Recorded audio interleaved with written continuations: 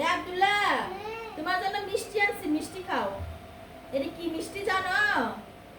এটা হচ্ছে লাল চমচম মিষ্টি, খাও। নাও খাও।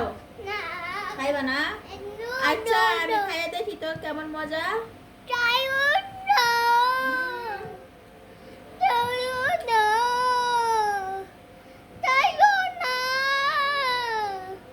কে মিষ্টি পছন্দ করেন অবশ্যই চলে আসেন, মিষ্টির দাওয়াত সবাইকে।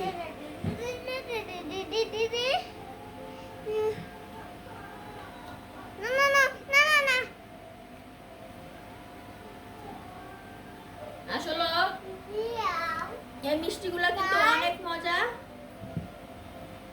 খেতে। আমাদের কুমিল্লার মিষ্টি কিন্তু খেতে অনেক মজা।